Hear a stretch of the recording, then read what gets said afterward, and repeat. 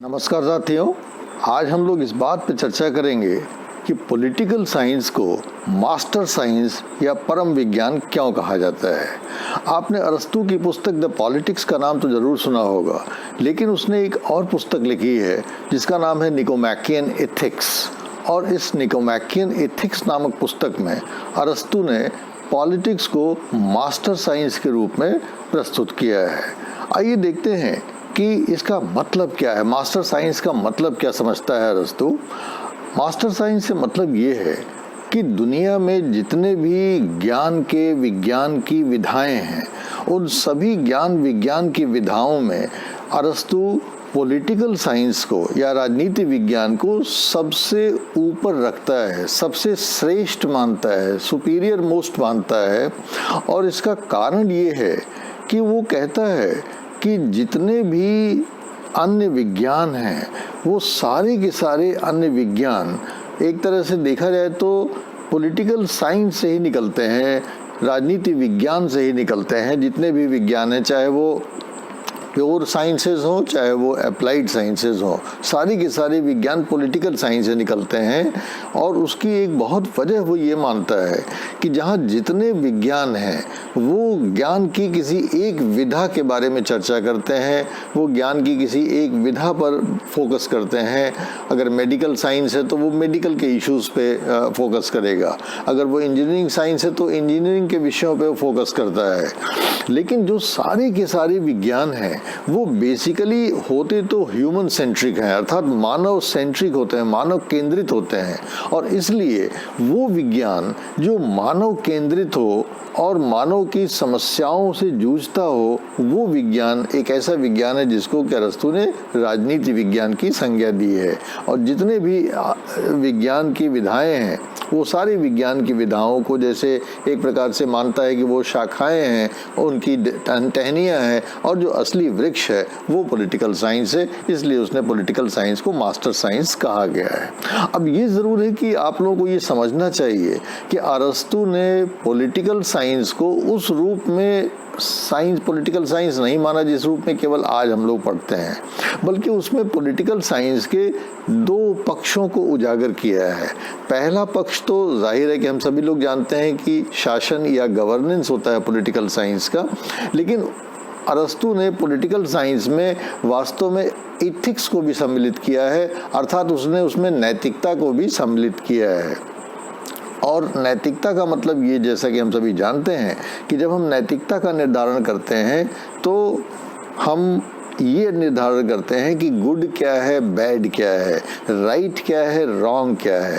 तो अरस्तू का मानना है कि पॉलिटिकल साइंस न केवल गवर्नेंस के इशू को, न केवल शासन के मुद्दों को डील करता है, बल्कि वो एथिक्स के मुद्दों को भी डील करता है, मॉरल्स के मुद्दों को भी डील करता है, राइट और रॉन्ग के मुद्दों को भी डील करता है। इसलिए वो कहता है कि राइट और रॉन्ग का जो मुद्दा है ये हर विज्ञान पे अप्लाई करता है, चाहे वो इंजीनियरिंग साइंस हो, चाहे मेडिकल साइंस हो, चाहे स्पेस साइंस हो, चाहे कोई भी साइंस हो, फिजिक्स, केमिस्ट्री, मैथमेटिक्स हो, हर जगह वास्तव में अगर उस विज्ञान का आप केंद्रीय बिंदु देखें तो वो विज्ञान बनाया ही क्यों गया है, वो मानव के अच्छाई के लिए बनाया गया है। और वो अच्छाई क्या है, वो अच्छाई आपको कौन बताएगा? वो अच्छाई अगर कोई बता सकता है तो अरस्तू का कहना है कि वो आपको केवल एथिक्स बता सकती है, नैतिकता बता सकती है। और उस नैतिकता का निर्धारण कौन करता है? पॉलिटिकल साइंस करता है। और जब पॉलिटिकल साइंस नैतिकता का निर्धारण करता है, अच्छे और बुरे का निर्धारण करता है,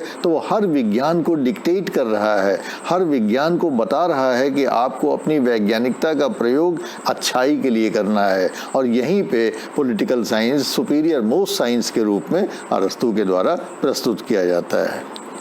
एक दूसरा बड़ा इम्पॉर्टेंट पहलू है जिसकी वजह से अरस्तू ने इसे मास्टर साइंस कहा है, और वो ये है कि विज्ञान की या ज्ञान की जितनी भी विधाएं हैं वे सारी की सारी विधाएं समाज का अध्ययन करती हैं, सामाजिक समस्याओं का अध्ययन करती हैं।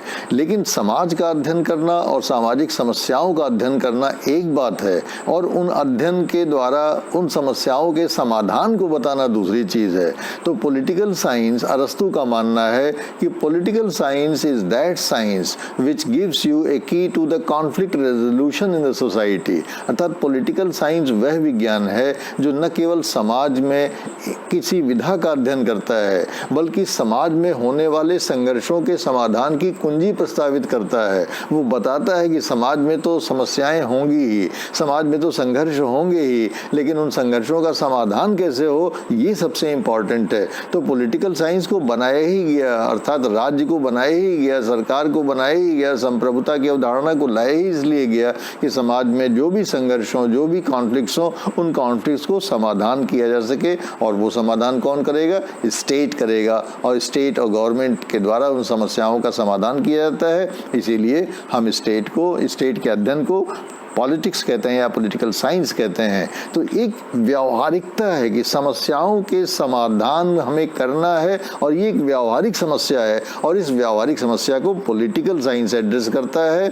और पॉलिटिकल साइंस जब इसको एड्रेस करता है तो पॉलिटिकल साइंस की ये मान्यता है कि जो फिलोसोफर किंग है प्लेटो का, या हमारे फिलोसोफर किंग को छोड़ दीजिए, जो भी शासक है, उस शासक से हम ये एक्सपेक्ट करते हैं कि वो गवर्नेंस और इथिक्स, पॉलिटिक्स और इथिक्स दोनों की बारीकियों को जाने। और जब तक वो ऐसा नहीं करता है तब तक वो शासन करने की योग्य नहीं है। इसलिए अरस्तू का मानना है कि हर व्यक्ति शासन भी नहीं कर सकता। शासन करने के लिए आप में एक एलिमेंट ऑफ रैशनैलिटी का लेवल होना चाहिए। और इसीलिए अरस्तू में अगर आपने देखा होगा तो सिटीजन और स्लेव की कॉन्सेप्ट है, जिस पे हम लोग कभी बाद में चर्चा करेंगे स्लेवरी पर। लेकिन अरस्तू सभी व्यक्ति को शासन करने की आज्ञा नहीं देता है, वो केवल उन व्यक्तियों को शासन करने की आज्ञा देता है जिनके पास रैशनैलिटी है, जो कि अपने बौद्धिकता में डोमिनेट करते हैं। क्योंकि बौद्धिकता का प्रयोग करके वो गवर्नेंस ही नहीं करेंगे बल्कि इथिकल क्वेश्चंस का निर्धारण भी करेंगे, और कॉन्फ्लिक्ट के रेजोल्यूशन में एक सही मैकेनिज्म बताएंगे कि भाई what is right and what is wrong. इसी का तो कॉन्फ्लिक्ट है सोसाइटी में। हर आदमी समझता है कि मैं सही हूँ और आप गलत हैं, लेकिन एक्चुअली वास्तव में सही कौन है और कौन गलत है। और सबसे बात इम्पॉर्टेंट चीज़ ये है कि समाज में जब सही और गलत का हम निर्धारण करते हैं तो हम चाहते हैं कि हम एक अच्छा जीवन जिए। और लेकिन सवाल ये है कि अच्छे की परिभाषा सबकी अलग होती है। अरस्तू कहता है कि सब लोग अपने अपने ढंग से अच्छाई को, गुडनेस को परिभाषित करते हैं, लेकिन पॉलिटिकल साइंस वो विधा है जो कि मास्टर साइंस है, जो कि बताता है कि हाईएस्ट गुड क्या है, सबसे बड़ा अच्छाई क्या है, सबसे बड़ी अच्छाई क्या है, सबसे हाईएस्ट गुडनेस क्या है। चाहे वो इकोनॉमिक्स हो, चाहे रिटरिक हो, चाहे वॉर हो, चाहे कोई भी विषय हो, हर विषय में एक अपनी गुडनेस की कॉन्सेप्ट होती है। लेकिन अरस्तू के अनुसार जो असली हाईएस्ट गुड की परिकल्पना है, वो हाईएस्ट गुड आपको केवल और केवल पॉलिटिक्स ही बता सकता है, पॉलिटिकल साइंस ही बता सकता है। इसलिए पॉलिटिकल साइंस जो है वो आपको गुड और राइट ये और दोनों का निर्धारण करके कॉन्फ्लिक्ट्स को रिजॉल्व करता है। इसलिए ये वास्तव में एक नोबल साइंस है, नोबलिस्ट साइंस है, क्योंकि ये नोबिलिटी और न्याय, ये दोनों को एक कंबाइन करके हमको एक अच्छा जीवन जीने का अवसर प्रदान करता है। तो व्यक्ति, राज्य का अस्तित्व समाज में व्यक्ति के लिए आता है, लेकिन वास्तव में राज्य कंटिन्यू करता है एक अच्छे व्यक्ति के लिए। हर आदमी अच्छा व्यक्ति बनना चाहता है, हर समाज अच्छा समाज बनना चाहता है, लेकिन वो अच्छा समाज कैसे बन सके, वो अच्छा व्यक्ति कैसे बन सके, इसका निर्धारण और कोई भी विज्ञान नहीं कर सकता। इसका निर्धारण केवल और केवल पॉलिटिकल साइंस ही कर सकता है। तो अरस्तू के हिसाब से पॉलिटिकल साइंस जो है मास्टर साइंस है, सर्वश्रेष्ठ विज्ञान है, परम विज्ञान है। इसलिए विज्ञान है कि ये न केवल सारे विज्ञानों को डिक्टेशन देता है कि what is good and what is right, किस तरीके से आपको काम करना चाहिए, मनुष्य की अच्छाई की परिभाषित करता है, समाज की अच्छाई को परिभाषित करता है, और एक अच्छा समाज, कॉन्फ्लिक्ट रेजोल्यूशन करके एक नैतिक समाज बनाने की कोशिश करता है। इसीलिए अरस्तू ने पॉलिटिकल साइंस को मास्टर साइंस की संज्ञा दी है। Thank you very much.